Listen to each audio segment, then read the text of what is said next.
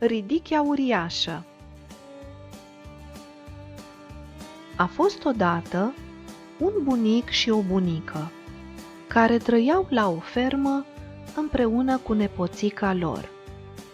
Într-o primăvară, bunicul a plantat în grădină semințe de legume. A săpat și o groapă unde a pus semințe de ridichi, peste care a așezat multă apă și îngrășământ. Bunicule, toate plantele au nevoie de hrană zi de zi? Desigur, din aceste semințe mici, legumele vor crește mari. Uite, și ridichea asta mică va crește mare și dulce, dacă zilnic avem grijă de ea. Câteva zile mai târziu au apărut frunzele verzi și încet, încet, frunzele au devenit uriașe. Bunicul a văzut asta și știa că ridichea trebuia să crească, dar nu-și imagina că frunzele ar fi putut să ajungă atât de mari. Acolo jos, dincolo de frunzele astea, trebuie să fie o ridiche imensă. Trebuie să o scot din pământ și să o duc repede acasă. Hei, rup! Hei, rup! Dar este foarte greu. Nu pot. Ce să fac? Să o chem pe bunica. Bunico, vino și mă ajută să scoatem ridichea. Vin!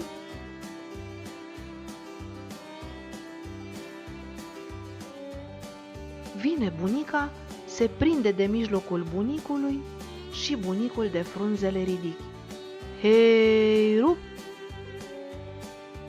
Hei, rup! Hei, au tras ei tare, dar cum era foarte greu, nu au reușit să scoată ridichea din pământ. Și atunci bunica ce s-a gândit? Mai mulți oameni, mai multă putere. Să o chemăm pe nepoțică să ne ajute să tragă cu noi. Nepoțico, vino și ne ajută să scoatem ridichea. Hei, vin!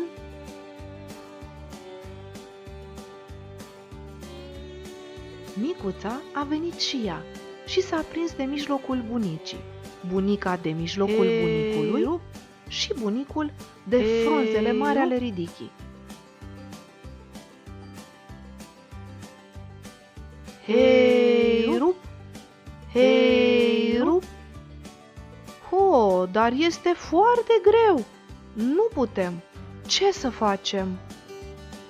Atunci nepoțica s-a gândit. Să-l chemăm pe cățeluș să ne ajute, să tragă cu noi.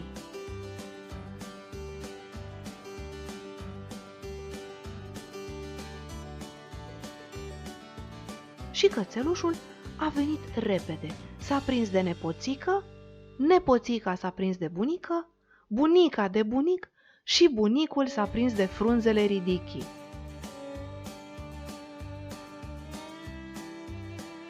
Hei, rup! Hei, rup! Hei, rup! Hei, rup! Doamne, dar ce greu este, nu putem, ce să facem? Au tras ei tare, dar cum era foarte greu, nu au reușit să scoată ridichea.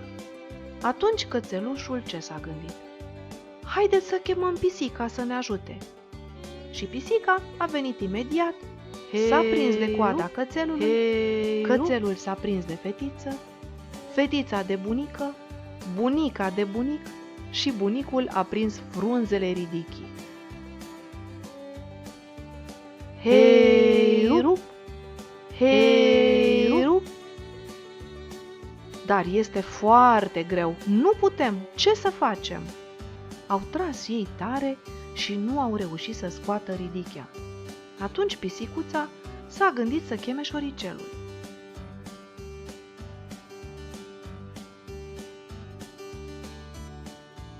Acesta a venit imediat.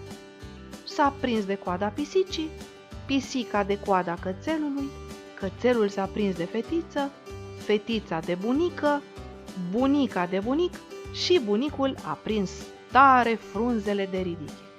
Hei rup, hei rup, hei rup.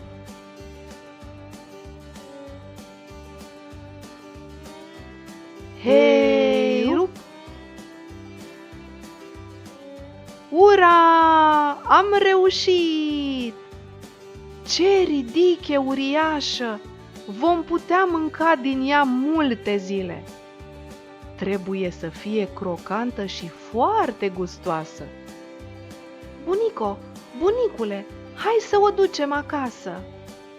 Bine! Bunicul, bunica, nepoțica, cățelul, pisica și șoricelul au dus acasă ridichea roșie și uriașă și au mâncat-o împreună fericiți. Unde-i unul, nu-i putere, unde-s mulți, puterea crește.